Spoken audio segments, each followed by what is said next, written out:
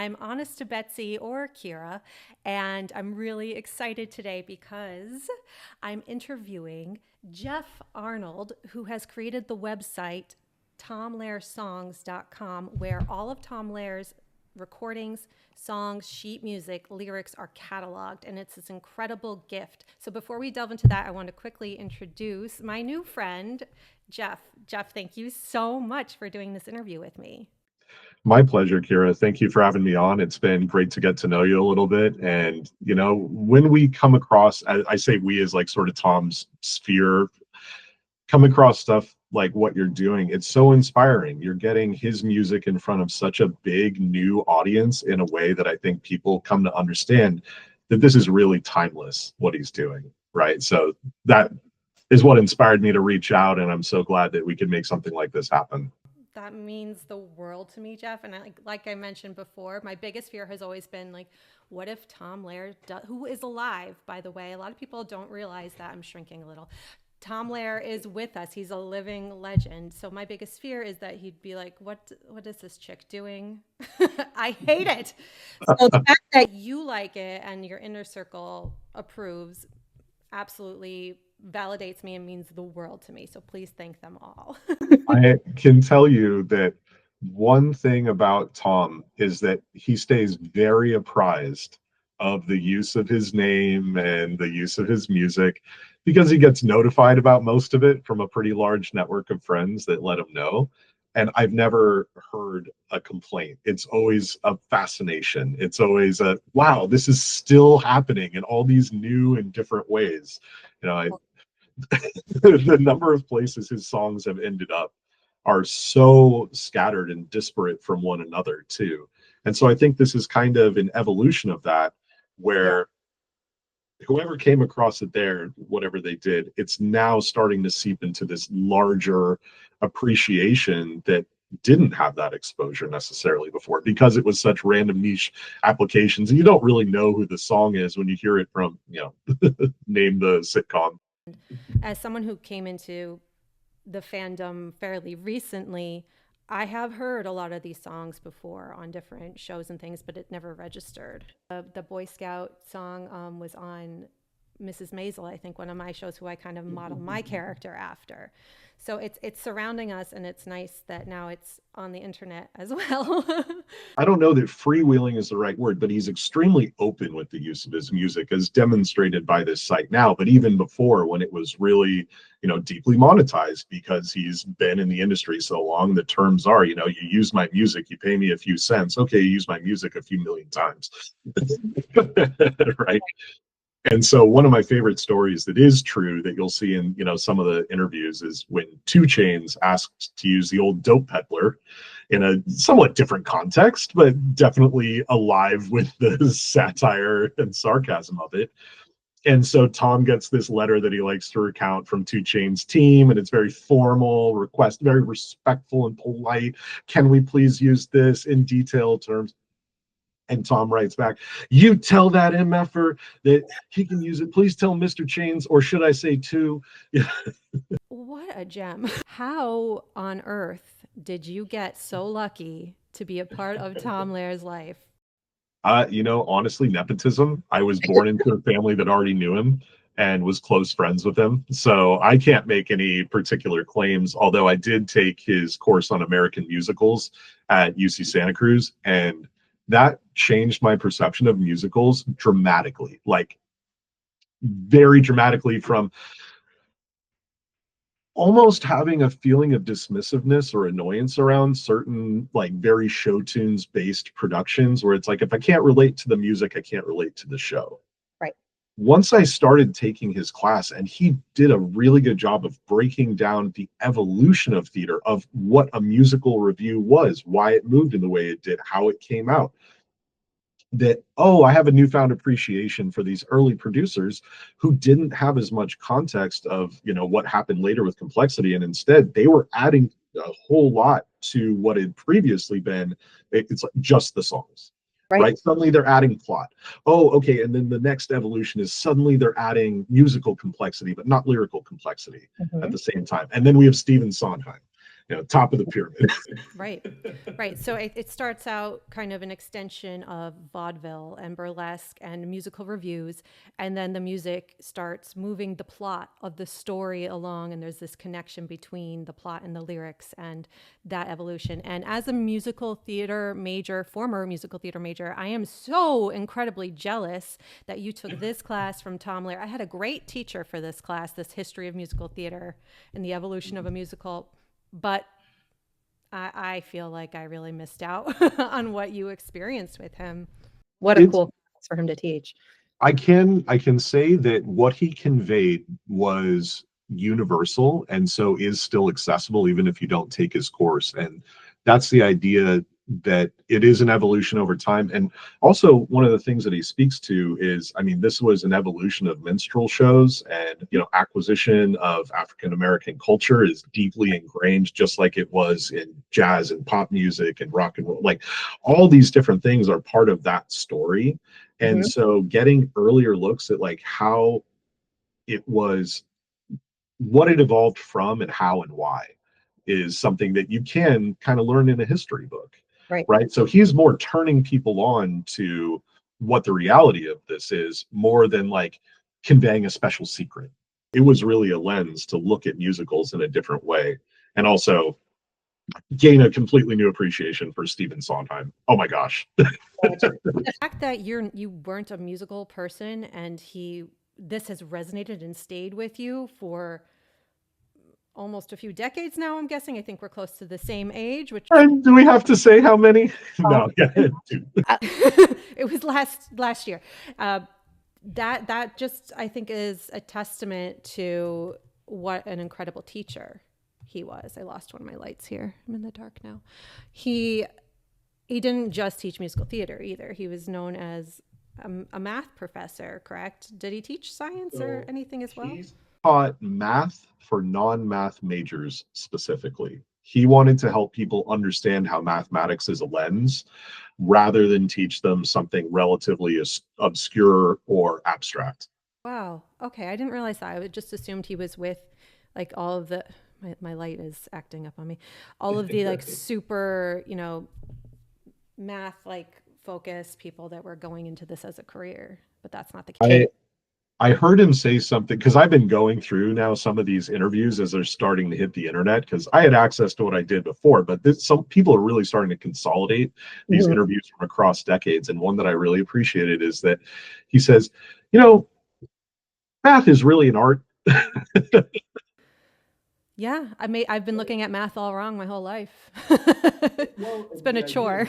There's applied math. There's applied math and physics and hard sciences about that. But it was interesting because pure math is something you can do on your own, right? You don't need a lot of context to come up with new math theory. And so he was relating that to why there's an artistry to it, why it's more similar to being a musician that's creating something, rather than, a science that's empirically looking at something that's tangible in reality. And then he literally made it an art with the song New Math. I still love that someone finally made an animation breaking down how it works in base 8. I haven't seen that animation. All makes sense if you watch it. Man, math. But so you had Tom, so he taught at Harvard and in California. What school were you at? So at UC Santa Cruz, I want to say he spent the majority of his career there. He either graduated early from Harvard. I can't remember if he taught mathematics there for a time. That was sort of before I was born. Okay. I've known Tom since I was a little kid, but he was already in his UC Santa Cruz semi-retired phase. He's teaching because he enjoys it. Splitting time between summer and the West, summer on the East Coast, winter on the West Coast, just living his best life. Yeah. Right. Yeah. Is when I met him.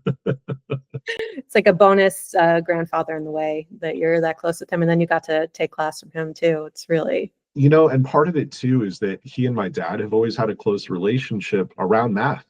And like continually I ran into this interesting problem. What's your thought on it? And then, of course, like all the different places they encountered Tom's music and stories about him. And it's one of those things where it's so niche that almost anytime someone mentions Werner von Braun, it's pretty hard to not hear a Tom Lehrer song shortly thereafter. I mean, how often does Werner von Braun come up in conversation when it's not about a Tom Lehrer song? For me, never. And if you're in NASA, maybe often. Yeah. So your father, both of your parents knew Tom, and how did they meet him? They're both banana slugs too. They both went to UC Santa Cruz and took classes with Tom, and were in a production of West Side Story, and they were roommates. And Side Story that Tom directed, is that right? if I recall correctly, that is the story. And them and a whole circle of friends were in the production and became roommates together. And with my parents, it's like they got together just after college, and it was so deeply ingrained in terms of that culture and that community. And I went to UC Santa Cruz, and I met my wife after college, but she went to UC Santa Cruz, so I Certain professors that I'm still friends with from my school that taught me the same class that Tom taught you, that maybe maybe it's musical theater just really creates this bond with certain professors and students. Well, especially if you're in the production side of them too, because there's such a deep camaraderie that you need to be singing together, dancing together, in sync in this way, that it's like an orchestra. You're presenting a singular end product that people are kind of consuming the whole thing all at once. Did you tell me before that Stephen Sondheim and Tom knew each other? Were they close friends? My perception wasn't that they had like a deep or close personal relationship so much as a deep admiration and respect mutually. Right. Like they moved in the same circles and they appreciated each other for brilliant lyricism and musicality and things like that. Stephen Sondheim was once rightly quoted as calling the South Park movie musical the most important musical in 20 years. That is emblematic of kind of Tom's approach as well, where like he found Stephen Sondheim to be such a revolutionary that there wasn't as much that followed that could live up to that for quite a long time. Mhm. But things started to come around and started to revive and have new shows, to where his compliment that I heard that he told me offhand about Hamilton was, well, if he can rhyme Pinocchio with Tokyo, hats off. This is Sondheim's quote, or? No, this is Tom Lehrer talking about Hamilton. And so they both have this sort of larger view of musicals, right? Where it's like, okay, how much has really happened in the last 20 years? But this is something new. Legitimately, you guys, this is something new. He's 3 generations removed from this, but has a real opinion on it that is sound, like, that's kind of timeless in its analysis. So I think that's an aspect of him as a person, is that the things he sees are generally have a quality that's persistent over time. So how did the website with all of his music available to the public domain come about? And why? Why did he do this? So he's 97 now, right? The website, we started the process more like when he was 90, and he had come up with the idea. It was like, look, I'm totally set, and I just want more people to have more access to my music. I don't want to go through a record company. I don't want to have to deal with people who are going to seek permission, this or that or the other. I just want it to be free.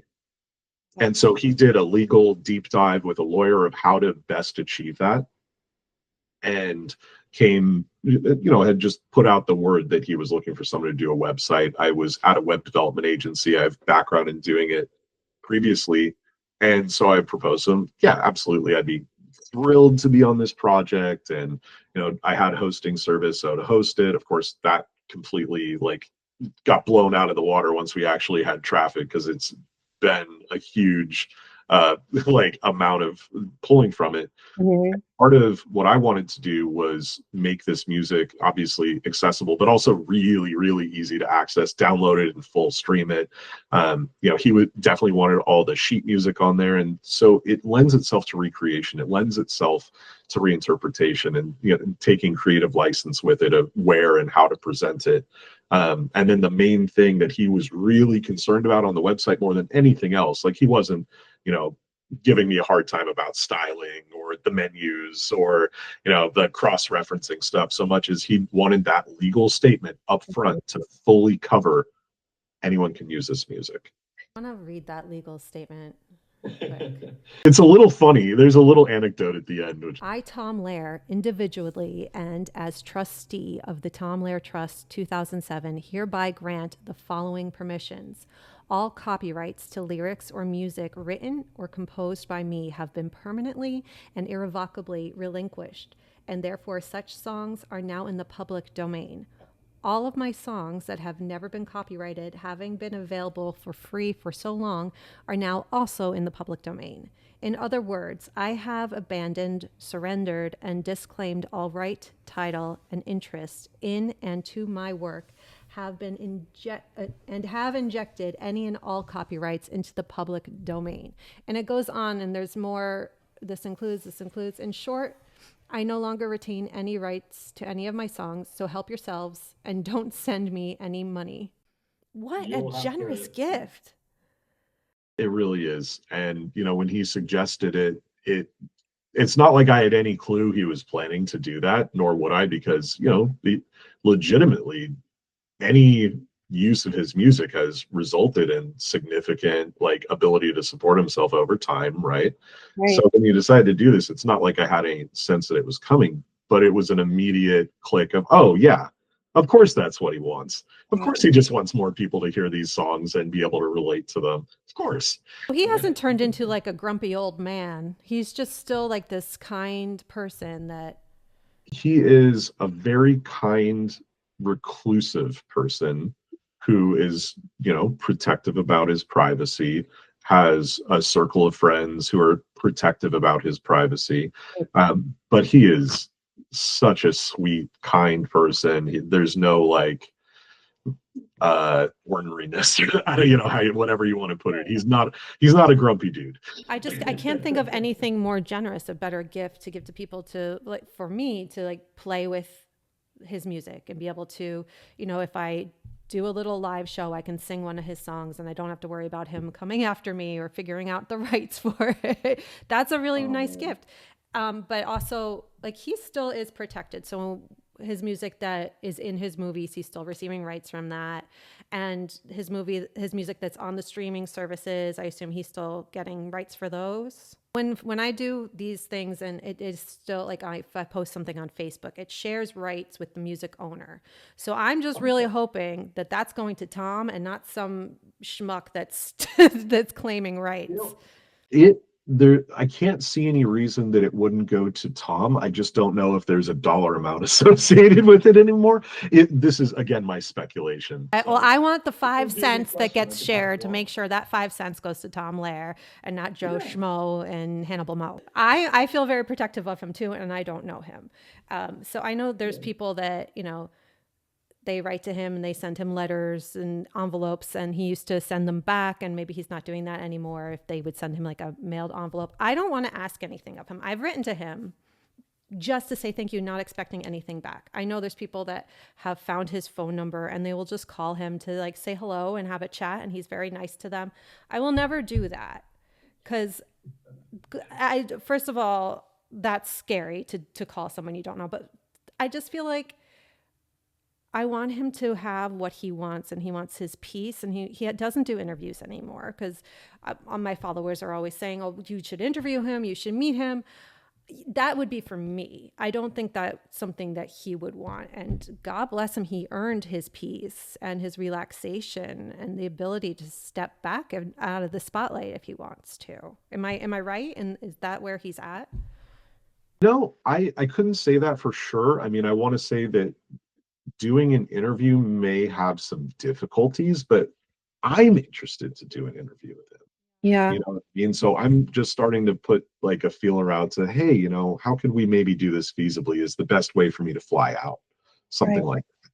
That being said, I have no idea if it would ever happen, but I think that there's more to learn and that there's more that people would love to hear. Without without asking him to rehash anything, I Yeah. think will be the key. So part of why I'm going through all these, historical interviews with him is to get a clearer sense of what's everything that's been covered and Mm, what hasn't been. I think what hasn't been is just the more personal, like friendship stuff and like the fun times, you yeah. know, right? Because they're not as individually like, oh, here's the Jello shot is like you can just pull that out, put that in a vacuum, and that's a funny story. That is, wait, we have to cover the Jello shot in case people don't know. So, Well, there were very strict rules about no liquid alcohol on military bases. so Tom served in the military. We have to start there, I suppose, because he does have a lot of songs about military and army and World War III and all sorts of things. Not a coincidence.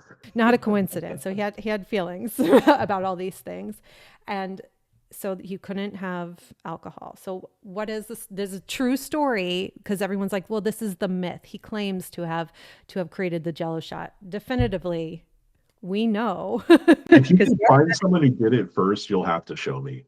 Yeah. But the story is, and I believe the original recipe was vodka lime, the first one, and it was to get it onto a military base without it being an issue. Based on his service in the military, which honestly he and I have talked about almost not at all, very very little, Mhm. um, other than he did relate that story and some other ones. The role that he served in was intellectual, if that makes sense, right? And so being in that kind of role, you are necessarily going to have kind of a big picture view, and that big picture view about geopolitics lends itself to you asking questions that are probably relevant to other people who have no clue about that bigger picture or just haven't taken the time to investigate it to the degree that someone in a role within the military that has to do with intelligence of whatever form really has to be up to date on. So when he's talking about MLF, and really that was the week that was, these were all topical, right? These were not like I wrote this song for history, but I wrote this song to address what happened in the news last week. Right. Ended up being timeless. We're still dealing with like, oh, what do we do with our pollution issues? yeah. Oh, What do we I do used with send the Marines this week. he was a subversive artist in the most literal sense, that it was not in the literal sense, not that it was like bringing people down, but that it was anti-establishment, that it Mhm. was conveying something that questioned the establishment in an important way that was relatable. So that's part of like the whole thing where you're talking about like, oh, people would mail him and call him, that he had direct order records. He put his address and info to contact him for him to send out records at first because he couldn't get deals with publishers, with recording companies. Wow. So that's I knew he was publishing his own records at first, but I didn't realize like people were like basically like calling him and mailing him, please send me a record. Here's $5. pretty much that. Wow. And so yeah, like the Dr. Demento angle, it all ties into subversive media Yeah. effectively, that it wasn't necessarily a community that he was a part of or anything so much as a community that identified, oh yes, you're one of us, like please talk to us. Right. So Dr. Demento was a radio host who, and still, he's retiring now. I just found out. But he has a radio program filled with novelty songs, and Tom Lehrer was a staple. His songs were on pretty much every episode, as far as I know, and he became a favorite. And that's also where Weird Al got his start. And Tom Lehrer had his start before Dr. Demento, but Dr. Demento kind of revived some of these songs for older artists from like the 50s and 60s, again in the 70s. And again, I just recently learned about Dr. Demento. I didn't grow up listening to all these novelty songs, but I'm very grateful to him as well. And so can we go back to, you said he worked as an intellectual in the Army? Because my mind goes to, oh, he's a spy. Is that, or was he like just more so doing like coordinates and math things in that way? But he's the most brilliant human on the planet as far as I'm concerned. So He was a mathematician in a role that required a lot of intelligence. you know, in a period where there was a big need for that. So I could speculate Yeah. to a degree because it's not like he and I have had that in depth of a conversation in his role, but yeah, you know, it would have required a clearance and it would have involved using a lot of math. I would speculate, oh, so he was doing code breaking would Yeah. kind of be the first thing I would think of, but it has broad application with his skill set. It could have been any of a number of different things. Sure. And especially with the perspective he got coming out of it around geopolitics in particular, it could have taken many different forms. So we might never know. He's a man of mystery and Yes, intrigue. I love that. I don't want to know. I also heard a rumor that when he was teaching, maybe not musical theater so much, but also math, that if somebody brought up his songs, he would give them a bad grade or he didn't like it. Was that your experience in his class as a student? Did people? You know, The songs. that's interesting because I think I just sort of coincidentally never brought it up. Hmm. So because it was already known, there was no like I didn't have any questions about it. So naturally I didn't, but I kind of wonder. Yeah, I wonder what it was if people brought it up in his math class because I read that somewhere, and it could just be a silly rumor. But He may have been more sensitive at some point. That may have been the case, but I would say I would be surprised if he were harsh. I've never known him to be a harsh person. Right. I don't know him, but I would be surprised too. Soul with a lot to say. So Tom never officially had like any sort of marriage or children. Does he have extended family? Is it mostly a friend circle that's surrounding him now and loving him? He's a very private person. He's got a lot of love and support around him. Wonderful. That's just good to know that he's loved and he's cared for and he has this community. Deeply, yeah, deeply loved and cared for. How often is he in your life still? I talk to him intermittently, like when he has some new recordings that hadn't hit the website a couple years ago. We had some communication around that. It's generally practical. But he and I did sit down when I was starting the website, when he was on the West Coast, and we sit down, have dinner, like kind of lightweight interview him, not to publish the interview, but like a discovery meeting about the website. And that's ultimately the reason there's not any personal information about him on the website. There's no bio, there's no here's the stories, there's no here's the interviews. It's just here's his music, here's his body of work. That is what he wanted. And he did not want for it to be a story about him and things like that. Yeah. Honestly, at a certain point, I'm tempted to make a second website that's just tribute in that way. Because that's not what this website can really be. This website is his vision and dream of like, just get the music out there. Come enjoy this. Take this. Look at what I made. So do you know, does he ever, and think, you lose the ability to do things that you love with age, but does he ever play the piano anymore? At home for himself? Like I'm in my fantasy, he's just playing piano. Him without a piano, like involved. Oh, good. Because I feel like that would be such a loss to lose like that little part of your soul to well, and I don't want to speculate on like how much he's playing or not playing or that kind of stuff because it's so physical, right, that I don't know is the case. But I mean, clearly he's staying up on musicals. When we were talking about Hamilton, it had not come out that long ago. Right? Like he is definitely, he stays up on the references to himself. This is all, it's all intriguing.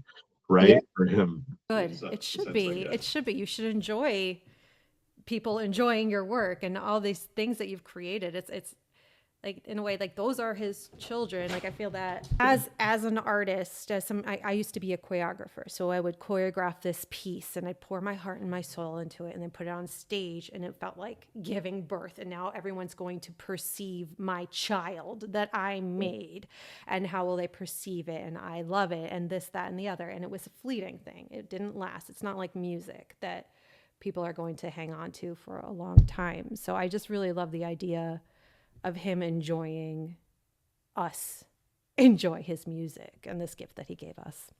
Yeah, that is definitely the sense of it I've gotten. Okay, this is sort of random, but I heard it earlier that music you really only experience in the now other than remembering it. And I think that goes for almost all performance.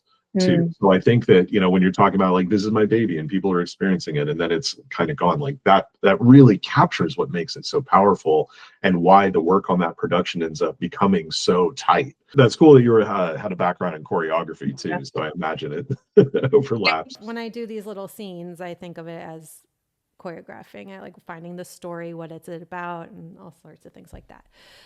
Do you, before we kind of end here, is there anything else you wanted to share? Any special memories or Anything that I can share. So I mean, definitely special memories in terms of like feeling, this is a very kind, loving individual that also, oh wow, wait, you did what? All, and so I grew up listening to these songs, right, as a little kid, not having a sense of appreciation that it's good music, but not that larger sense of like, guys, this came out 50 years ago and is talking about stuff we are dealing with yesterday and tomorrow. we sure are. We sure are. Yeah, well, for better or for worse, it's still relevant, right? And so that is, I think, yeah, there we go. Do you think that he might enjoy this puppet? Is the other question that I must know. That I made, that I created, my child I gave birth to through felt. Okay, as I think you need a tiny piano for him to play is Yes, the next step. absolutely. That will happen. I did make a little dead pigeon as well for him to hold. Honestly, I think he'll love it because it's all tribute and it's a tribute to what he brought to the world, which is performance tied with having to think. Just a brilliant, incredible person. Well, as my dog is now barking and potentially telling us it's time to go, thank you so much, Jeff, for taking the time to share your love of Tom Lehrer with all of us. No, my pleasure. And it's been a huge privilege to be able to produce this website and maintain it and work on it. And just, it's the largest thing I have ever contributed to. Well, he's timeless, and as more people just discover him, they're gonna keep going and discovering more from your website. So thank you for creating that. It's been a huge privilege to be able to do it at all. And I feel like, this is one of the most important contributions that I've ever happened to be able to make to like public discourse in a way, in some roundabout way. On behalf of myself and all of my followers, we're very, very grateful to this website and to Tom. So the next time you speak to him, please thank him for me. Thank you. And, this has been fun. Happy to sit down with you again.